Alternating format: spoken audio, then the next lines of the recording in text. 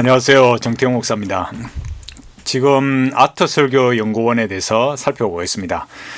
아트설교연구원의 책과 또 인터넷에 올라와 있는 설교들, 또 계속해서 책이 도착하면 좀 더 살펴보도록 그렇게 하겠습니다. 오늘은 그 아트설교연구원의 대표로 계신 원장이신 김도인 목사님의 인문학에 대한 관점이 무엇인가를 살펴보겠습니다. 물론 그 책이 오면 제가 설교는 인문학이다, 그 책이 오면 제가 말씀을 드리려고 했는데, 오전에 검색하면서 인문학에 관한 그 인터넷 기사를 알게 돼서 먼저 말하고 또 책이 오면 말씀을 드리려고 합니다. 오늘 이 인문학에 대한 이야기는 다만 이 아트설교원의 한정되어서 말할 수 있는 것이 아니라 오늘날 수많은 목회자와 또 목회자 후보생들과 신학생들, 또 많은 성도들이 인문학에 매몰되어 가는 이런 현실을 보면서 기독교인이라면 반드시 알아야 하는 그런 내용이 되겠습니다.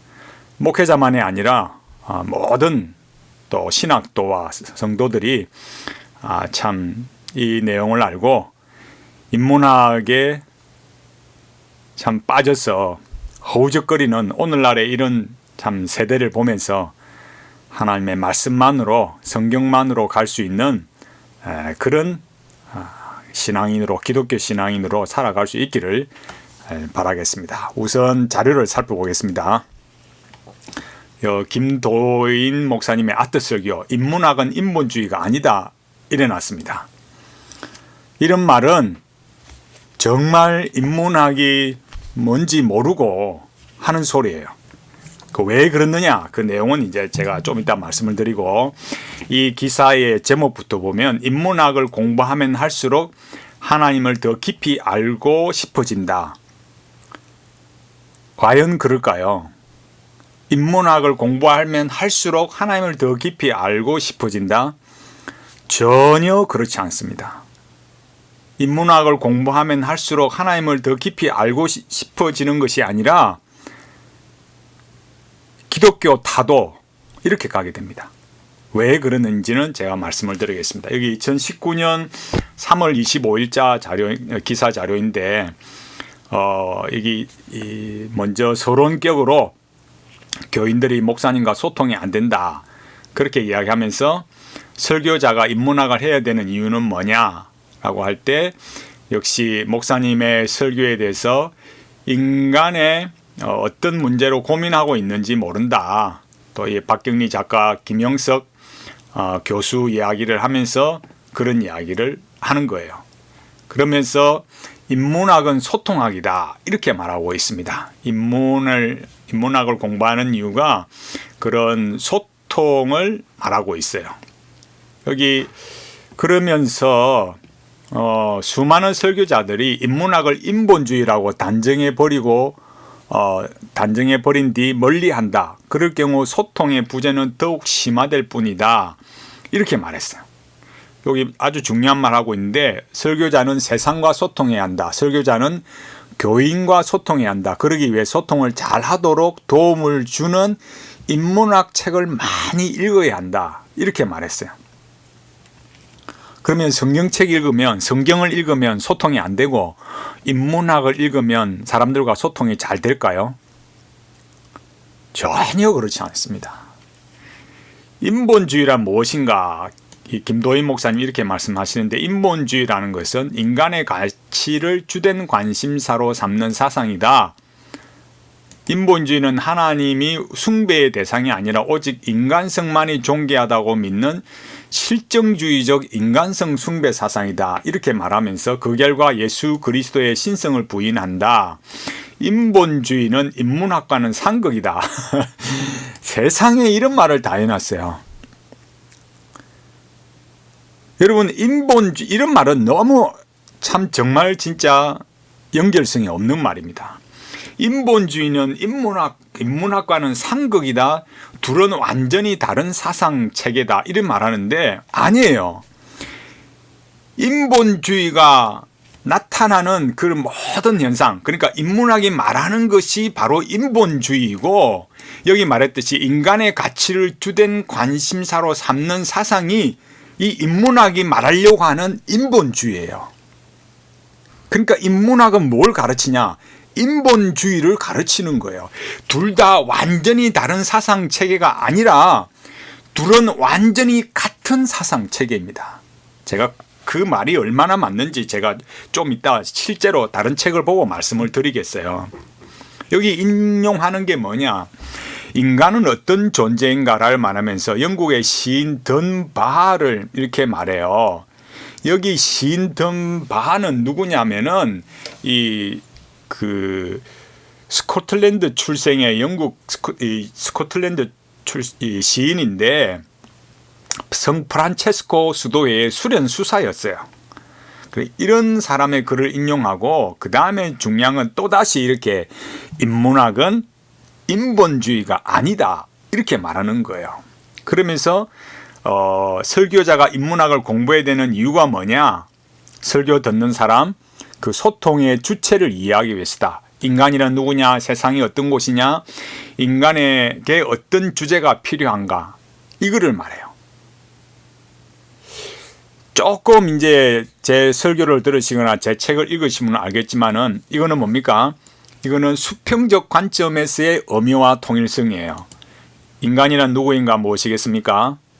나는 누구인가? 존재를 말해요. 세상이 어떤 곳인가? 사명적 관점, 상황적 관점을 말해요. 인간에게 어떤 주제가 필요한가? 관계적 관점, 규범적 관점을 말해요. 철학은 이 인문학이 문사철이 말하는 것은 뭐냐면 수평적 관점에서만 관계 존재 사명 이것을 말한다고요. 그러니까 그렇게 가기 위해서 뭐 해야 되느냐? 인간이 주체가 되고 여기 말했잖아요. 소통의 주체라면서요. 소통의 주체, 관계 존재 사명의 이 모든 것의 주체가 뭐냐라고 할 때 인간이라고요. 여기 말했듯이 인문학은 인본주의가 아니다 그런데 이건 정말 인문학의 실체를 모르는 거예요. 인문학은 인본주의예요. 그래서 실존주의는 인본주의자가 되는 거예요. 실존주의는 인본주의가 되는 거예요. 그 다음에 이제 밑에 내려오면은 뭐 중간에 그런 말은 또 좀 생략하고 여기 보면은 설교에서 신학과 인문학은 하나다 이렇게 말했어요. 그러면서 여기 위에 보십시오. 인문학이 인본주의가 아니듯이 신학과 인문학은 결코 배치되지 않는다. 다른 게 아니다 이거예요. 오히려 설교를 맛깔스럽게 해준다. 설교에서 신학과 인문학은 하나다. 설교자는 인문학에 깊은 조예를 가져야 한다. 이렇게 말했어요. 결코 그렇지 않습니다. 신학과 인문학은 배치됩니다. 인문학은 인본주의고 인간이 먼저다. 인간의 주체, 인간의 자율성을 말하는 것이 인문학입니다. 앞서 말했던 여기 말했듯이 뭐라고요? 인간이 누구인가, 세상이 어떤 곳인가, 인간에게 어떤 주제가 필요한가를 말하는 수평적 관점에서의 관계 존재 사명을 오로지 이 현상계에서 이 인간을 통해서만 얻으려고 하는 거예요. 인문학이 뭐냐? 제가 전에 다른 올린 글에서 이렇게 말했듯이 인문학을 하나님께 이 한재용 목사 나오잖아요. 인문학은 명답이고 성경은 정답이다. 여러분 명답은 뭐고 정답은 뭐겠어요? 예. 이런 구분은 사실상 너무 비논리적이에요. 인문학이 명답이고 성경은 정답이다. 그렇지 않습니다. 인문학이 명답이면 만약에 이런 논리로 가자면 인문학이 명답이면 성경은 아무런 답이 안 돼요. 도움이 안 되는 것밖에 안 돼요. 그 증거를 제가 말씀을 드릴 거예요. 여기 끝에서 하는 말이 인문학을 하면 할수록 하나님을 더 깊이 알고 싶어하고 그래서 신학을 깊이 있게 공부하고 싶다. 그래서 하나님만이 세상에서 정답이라는 것을 알게 된다. 그러므로 신학은 인문학과 배치되지 않는다. 서로 선순환을 만들도록 도움을 준다. 전혀 그렇지 않습니다. 왜 그럴까요? 제가 이런 부분을 제가 인문학 지금 대한민국의 인문학 뭐 전에부터 그렇지만 여러 인문학에 이렇게 이름을 날리고 있는 정말 유명한 사람 중에 한 사람이 바로 강신주 교수예요. 강신주의 맨얼굴의 철학, 당당한 인문학, 이 책이 있습니다. 여러분, 강신주 교수가 자기 이 책에서 목표로 하는 걸 두 가지로 말해요. 두 가지가 뭔 줄 아십니까? 자본주의 타도, 기독교 타도예요. 인문학을 하는 사람의 목적이 뭐냐? 자본주의 타도, 기독교 타도라고요. 근데 여기 뭐라 했다고요? 여기 이 목사님이, 김도인 목사님이 뭐라고요? 금방 앞서 말했듯이 인문학을 하면 할수록 하나님을 더 알고 싶어진다? 여러분, 그게 되겠습니까? 실제로 이렇게 인문학에 관해서 철학을 가르치는, 인문학을 가르치는 사람의 목표가 뭐라고요? 기독교 타도하려고 한다고요. 여기 제가 한번 읽어보겠습니다. 109페이지. 인간은 우리에게 내일은 없다는 식으로 하루하루를 살아야 해요. 그런데 자본의 논리도 우리에게 내일은 있다. 종교의 논리도 우리에게 내일이 있다는 거예요. 항상 오늘은 수단이에요.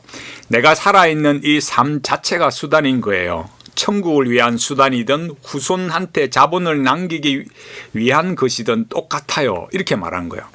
그러니까 왜 타도해야 되느냐? 왜 기독교와 자본주의를 타도해야 되느냐? 이렇게 말하면은 우리에게 내일이 있다. 이렇게 말하기 때문에 이 자본과 이 기독교를, 종교를 타도해야 된다라는 거예요. 그러면 인문학은 뭐냐? 이렇게 말해요. 인문학 정신은 자기 긍정, 자기 애정이에요. 하루하루가 다 행복해야 전체 삶이 행복하다고 생각해야죠. 내일을 이렇게 계속 말하면 안 된다 이거예요. 그러니까 인문학 정신, 자기 긍정, 자기 애정, 이게 누굽니까? 니체죠. 근데 많은 사람들이 아직도 목회자들이 설교하면서 니체 인용하면서 니체가 이런 걸 잘 말했다고 그런 소리를 하는 교수들이 있고 목사들이 많아요. 이렇게 말합니다. 우리에게 내일이 있다는 사람은 내일을 위해 오늘을 희생하는데 내일이 되면 또 내일이에요. 신자유주의도 그걸 요구하는 거잖아요. 지금 빡세게 고생하면 나중에 편하다. 그러다가 죽는 거예요. 이게 사람들을 지배하는 논리거든요. 그런 점에서 자본주의와 기독교는 상당히 유사한 데가 있어요. 돈이 안식과 구원을 준다는 점에서 그렇고요. 벤야민도 그랬어요. 자본주의를 종교성으로 다뤄야 한다고. 자본주의의 핵심은 종교성에 있다고. 사람들이 돈만 있으면 행복하다고 믿는다고. 종교 비판은 그런 점에서 자본주의 비판, 대표자를 추종하는 황당무계한 것에 대한 비판 등을 총괄하는 것이에요. 철학적으로 가장 깊은 비판이기도 하고요. 이렇게 말했어요. 여러분, 인문학이 뭐라고요? 결국 내일이 있다고 말하니까 이렇게 오늘을 자꾸 수단으로 사용한다 이러기 때문에 이 자본주의의 핵심은 이 종교성에 있고, 그래서 이 자본주의와 기독교를 상당한 유사성으로 보고 기독교 타도, 자본주의 타도 보고 이렇게 보고 있다고요. 그게 이 강신주 교수의 목표라 이거예요. 그런데 인문학을 하면 하나님을 더 깊이 알고 싶어진다? 그럼 강신주 교수가 인문학, 이 철학 가르쳐서 그 사람이 하나님 알고 싶어 합니까? 아니잖아요. 여러분 정신 차려야 돼요. 여러분 앞에서 인문학 가르치는 사람, 인문학적 설교하는 사람, 사실은 뭐하고 있다고요? 이 강신주 교수가 말하는 것처럼 기독교 타도, 자본주의 타도 하고 있다고요. 자본주의가 기독교 아니죠. 우리는 자본주의를 우리가 목표로 하는 게 아니죠. 기독교가 무슨 자본주의를 목표로 합니까? 그러나 강신주 교수가 그런 인문학적 관점에서 보면 자본주의나 기독교나 똑같다 이렇게 보는 거죠. 왜요? 내일이 있다고 말하니까. 그 앞 페이지에서 뭐라 하느냐면은 이렇게 말해요. 106페이지. 우리 사회에서 인문학의 적은 종교예요. 인문학에 적은 자본이 아니에요. 제일 많이 팔리는 책이 종교책이에요. 이렇게 말해요. 그런데 이 아트설교연구원의 김도인 목사님은 인문학을 하면 할수록 하나님을 더 깊이 알고 싶어진다? 그게 말이 되겠습니까? 아니라고요. 인문학을 하면 할수록 뭐예요? 이 종교가 적이라고 말하잖아요. 아니 왜 인문학을 우리보다 훨씬 더 많이 공부하고 가르치고 그렇게 말하는 사람들이 인문학에 적은 종교다 이렇게 말하는데 왜 목사님들이나 교수님들은 아니 인문학에 관심이 있다는 성도들은 우리는 인문학 공부하면 하나님 더 알게 돼요 이렇게 말하냐 이거예요. 누구 말이 맞겠습니까? 여러분 이 인문학의 실체를 분명하게 알아야 됩니다. 처음부터 물론 우리가 어떻게 다 알겠어요. 앞에서 인문학 좋다 가르치는 그런 교수님들, 목사님들 쫓아가고 또 인문학의 실체를 모르면서 더듬어 찾아가다 보니까 또 이런 결과를 낳게 되는 거죠.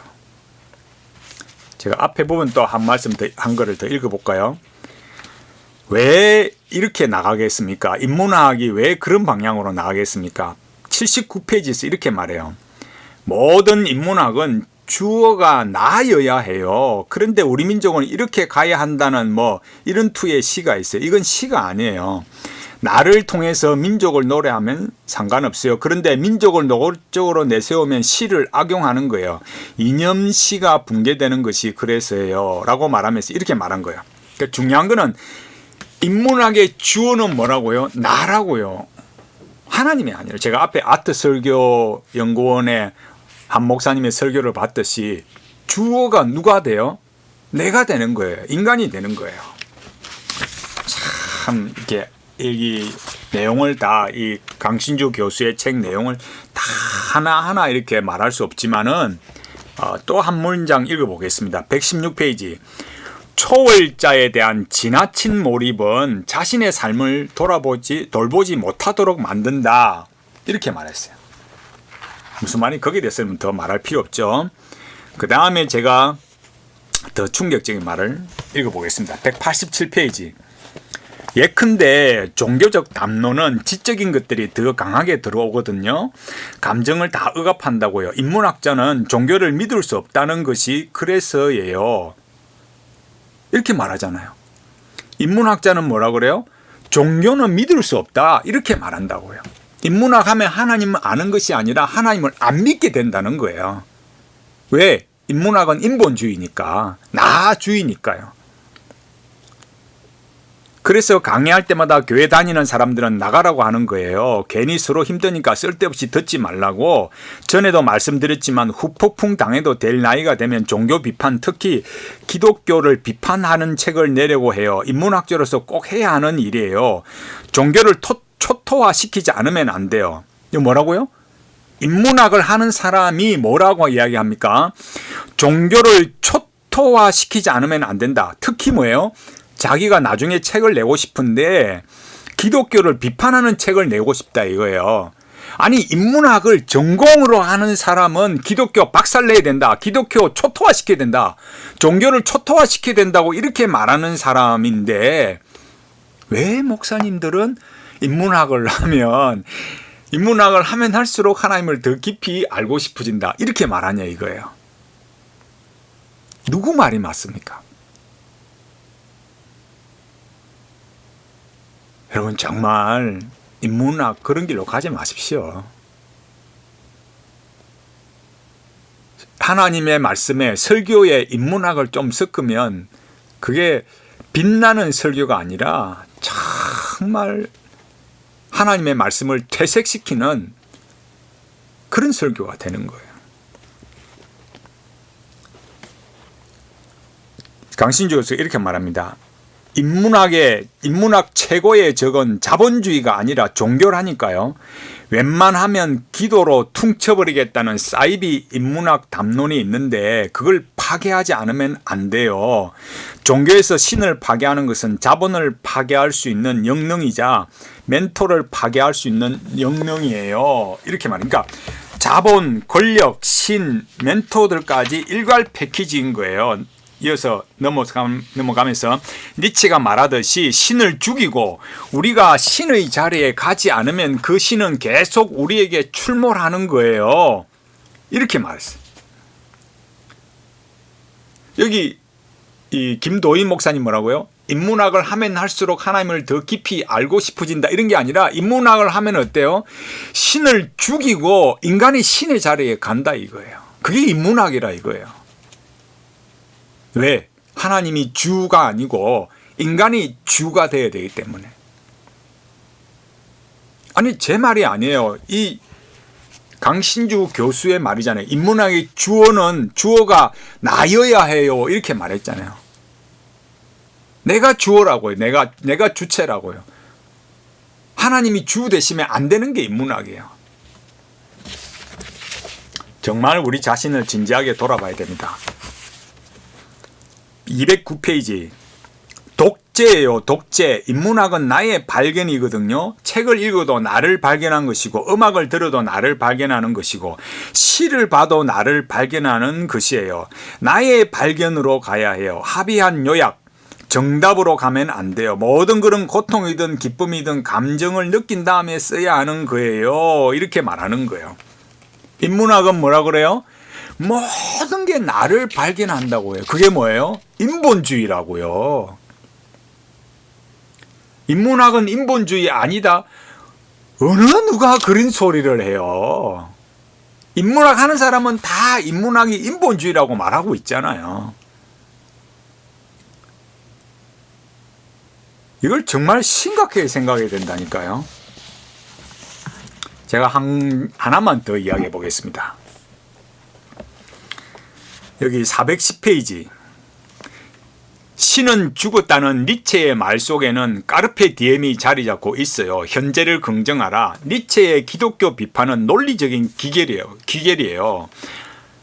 기독교는 현재를 부정하고 현재를 수단으로 보니까요. 니체는 현재 자체를 긍정해야 한다고 생각하기 때문에 현재를 부정하는 기독교를 버려야 하는 거고 기독교를 버리려면 신을 죽여야 하는 거죠. 그래서 쿨하게 신을 죽여버린 거예요. 니체는 진정한 허무주의자인 기독교인이라고 봐요. 자신의 현재 삶을 부정하기 때문에 허무주의라는 거죠. 그러니까 니체의 그런 사상으로 말하는 거 내용이 뭐예요? 인본주의는 현재를 긍정하는 거. 내일이 없다. 내일이 어디 있어. 현재를 긍정해야 되니까 기독교를 비판하는 게 논리적인 기결이 되는 거고 기독교는 현재를 부정하고 현재를 수단으로 보니까 기독교를 버려야 된다. 인문학 하는 사람의 한결같은 논지는 니체든 여기 강신주 교수든 모든 사람이 가는 방향성이 뭐예요? 그런 인문학자가 가는 방향성이 뭐라고요? 신을 죽여야 된다. 기독교를 버려야 한다고 가르치고 있잖아요. 그런데 왜 목사님들은, 왜 수많은 교수님들은 인문학을 배워서 하나님을 더 안다고 말씀을 하시느냐 이거예요. 왜 신학교 교수님이 왜 케르케고르를 가르치시냐 이거예요. 심각한 거예요. 그 다음 읽어보겠습니다. 기독교와 자본과 국가 권력 이들의 메커니즘은 기본적으로 각 개인에게서 오늘을 빼앗는 건데 그건 사랑을 빼앗는 거거든요. 어떤 형식이든 구조는 똑같아요. 우리의 억압체제를 비판하려면 자본, 기독교, 권력을 삼위일체로 비판해야 해요. 자본 비판해 놓고는 교회 나가면 말짱 도루묵인 거예요. 그래서 니체도 신을 죽인 다음에 신이 돌아오지 못하게 해야 한다고 한 거죠. 신을 죽인 다음에는 우리가 주인이 되어야 해요. 주인이 되어야 해요. 주인이 못 되면 신은 망령으로 돌아올 텐데 그게 국가 권력일 수도 있고 CCTV일 수도 있어요. 그러니까 저 세 가지를 한꺼번에 다 죽여야 해요. 이렇게 말해요. 그러니까 신을 죽인 자리에 다시 신이 들어온다. 그 신이라는 게 어떤 형태로 돌아와요? 국가 권력, CCTV, 인간을 통제하는 거 이런 거죠. 인간이 주가 못되게 하니까. 이런 기독교 자본, 국가 권력 이런 건 다 똑같은 거니까 이걸 삼위일체로 보고서 신을 죽이고 우리가 신이 되어야 된다 이렇게 말해요. 어느 목회자든 어느 교수님이든 어느 성도든 인문학을 통해서 더 성경을 잘 보고 하나님을 더 안다. 지금 이 강신주 교수의 말과 연결이 되십니까, 여러분? 어느 목사님이 또 어느 분이 이 강신주 교수님만큼 철학을 공부했습니까? 이 인문학의 이 한국의 그 유명한 사람 중에 한 분이신데 이 강신주 교수님이 그렇게 인문학을 많이 공부하고 그렇게 이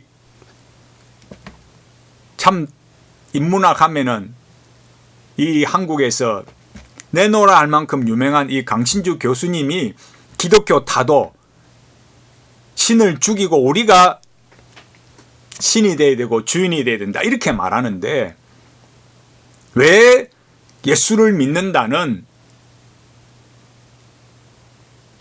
목사님들, 교수님들 왜 인문학을 가르치시냐고요. 왜 인문학을 가져와서 설교에 혼합하고 다른 모든 이런 것에 혼합을 하느냐고요. 여러분 제가 앞서 뭐 칼바르트나 관상기도나 뭐 여러 가지 큐티나 이런 걸 말하지만 이런 인문학을 교회로 가져오는 거, 인문학은 결국 뭐라고요? 실존주의라고요. 그 실존주의가 태동하게 된 중요한 시원이 누굽니까? 키에르케고르예요. 근데 신학교에서 키에르케고르를 가르치면 뭘 가르치는 거예요?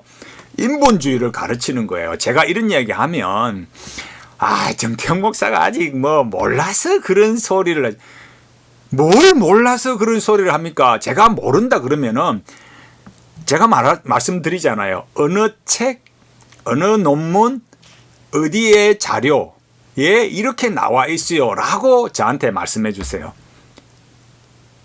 뭐 스펙트럼이 좁니 뭐 스케일이 작느니 잘 모른다느니 또 심지어 뭐 원어로 읽어봤느냐 뭐 다 읽어봤느냐 몇 건 읽어봤느냐 그런 방식은요 정말 좀 적절치 못합니다. 저한테 반론을 제기하시려면은 이 강신주 교수보다 더 탁월한 논리로 저한테 말씀해 주세요. 그러면 제가 수납을 하겠습니다. 강신주 교수는 뭐라고요?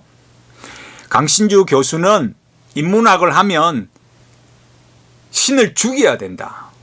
우리가 신이 돼야 된다. 기독교를 타도해야 된다. 이렇게 말하잖아요. 그 다음에 이렇게 말합니다. 410페이지 마지막 문단에서 기독교는 붕괴돼야 해요. 인간에게는 악의 축이에요. 이렇게 말하잖아요. 기독교는 붕괴되어야 한다. 인간에게 이 기독교가 악의 축이라 이거예요.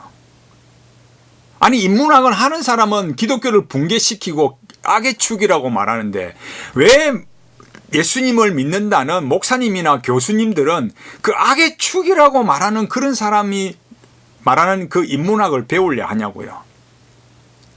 이게 지금 어느 장단에 지금 춤을 춰야 되겠습니까, 여러분? 인문학자는 반드시 기독교를 비판해야 해요. 인문학자라면서 교회 다니는 사람들은 남루한 거예요. 인간이 갈 수 있는 데까지 가야 그래서 고통의 폭이 어느 정도는 되어야 그보다 작은 고통을 지닌 사람을 품어줄 수 있어요. 이렇게 말하면서 411페이지 이렇게 말합니다. 신을 죽이는 순간 인간이 역사의 주체가 되는 거란 말이에요. 이렇게 말해요. 다 공격해야 해요. 국가와 자본만 공격하면 우르르 신으로 가고요. 신과 자본만 공격하면 국가로 가요. 그들 중 어디로도 못 가게 해야 돼요.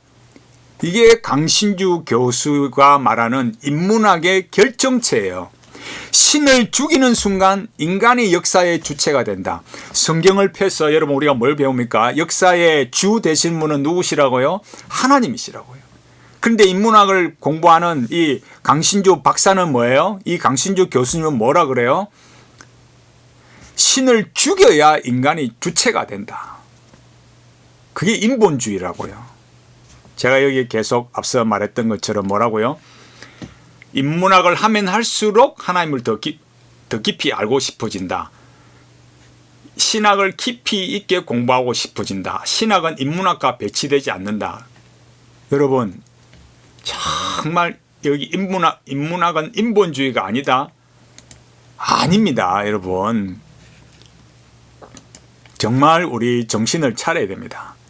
인문학에 빠져서 허우적거리는 오늘날 이 수많은 교수님들과 목사님들, 정말 기독교를, 여기 강신주 교수의 표현을 하자면 기독교를 붕괴시키고 기독교를 타도하고 있고 기독교를 무너뜨리고 있어요. 왜 인문학자들은, 이 인문학자들은 기독교를 타도해야 된다 말하는데, 인간이 신을 죽이고 그 신의 자리에 인간이 가야 된다, 인간이 주체가 돼야 된다, 이렇게 말하는데, 왜 이 시대에 이 수많은 이 교수님들과 목사님들은 왜 이런 실존주의, 인문학 이런 걸 가르치냐고요. 정말 울고 싶습니다.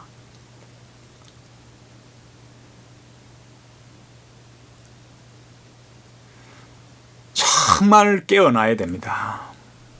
저는 제가 이렇게 말씀드린다고 해서 제가 잘났다는 게 아닙니다. 저도 몰랐습니다. 저도 그냥 교회 성공, 숫자 많이 늘리는 거, 그거 쫓아다니고 어떻게 하면 더 많이 해보려고, 더 많이 숫자 늘려보려고 막 쫓아다니고 막 그랬어요. 제가 지나온 교회에 부목사나 부교육자로 있을 때 저를 아시는 분은 알아요. 그냥 한 명이라도 더, 그때는 물론 영혼 사랑이 1차적이었죠.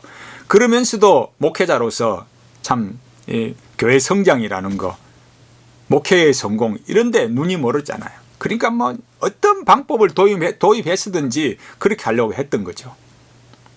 정말 모르고 그래, 모르니까요. 누가 제대로 가르쳐 줘야죠. 제 영상을 보고 처음에는 좀 불쾌하실 수도 있습니다. 그럼 저도 하나님 은혜로 알게 되었고, 정말 하나님 은혜가 아니면 저도 알 수가 없었어요. 제가 어떻게 알 수 있겠습니까? 정말 하나님의 은혜로 알게 된 겁니다.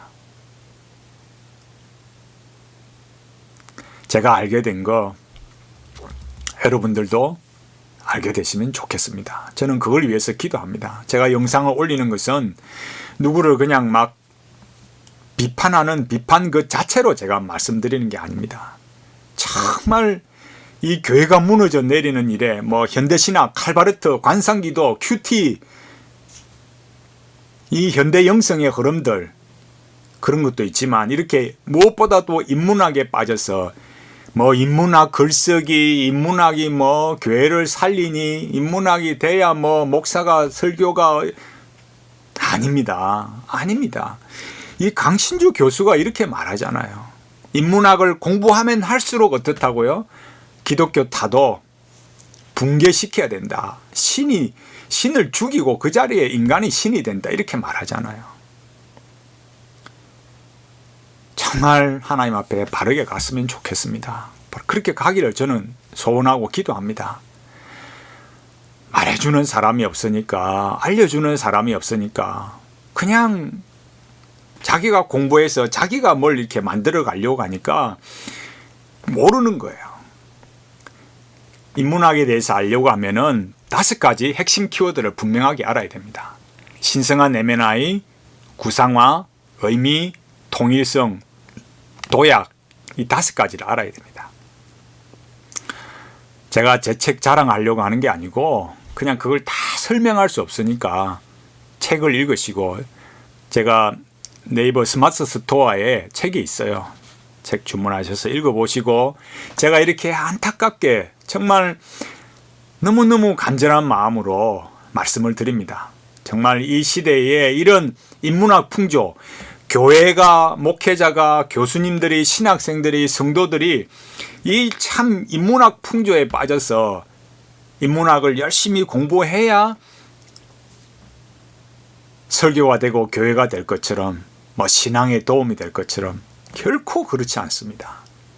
여러분, 하나님 앞에 우리 가는 길, 우리가 뭐 잘하면 얼마나 잘하겠습니까? 하나님의 은혜가 없이 어떻게 우리가 천국 갈 수 있겠어요? 그래, 이 영상을 보시고 알게 되시면 좋겠어요. 정말 하나님의 말씀이 우리 삶을 참 변화시키고 성령님의 역사로 참 우리가 실패하고 죄를 짓지만 또 회개하고 또 하나님을 찾고 엎드리고, 하나님, 우리는 실패하고 죄를 짓지만 또 예수 그리스도의 십자가의 피를 의지합니다. 하나님, 우리를 불쌍히 주십시오. 우리를 용서해 주십시오. 우리를 인도해 주시옵소서 하고 엎드리지 않으면 어떻게 우리가 하나님 앞에 갈 수 있겠습니까? 성경만으로 충분합니다. 사도 바울이 디모데에게 말한 것처럼 오늘 우리에게 똑같이 말합니다. 하나님의 사람으로 온전케 하고 우리를 구원에 이르도록 하나님의 사람으로 온전케 하고, 그죠? 바르게 살아가도록 하는 일에, 구원에 있어서나 바르게 살아가는 일에 있어서나 성경만으로 충분합니다. 사도 바울이 뭐라고 해요? 배설물같이 버렸지 않습니까? 쓰레기같이 똥같이 여기고 버렸어요. 왜 우리는 그렇게 쓰레기 똥같이 사도 바울이 버린 것을, 왜 우리는 그게 무슨 설탕인 줄 꿀인 줄 생각하고 왜 그런 걸 먹으려고 합니까? 우리가 하나님 앞에 참 이 거룩하고 경건하게 살아가는 이 일을 위해서 말씀으로 충분하다. 하나님의 말씀으로 충분하다. 우리에게 주신 이 구원의 은혜, 이 말씀의 은혜, 성령님의 역사하심, 그걸 의지하고 끝까지 이 믿음의 길을 달려가는 우리 모두가 되기를 간절히 바랍니다.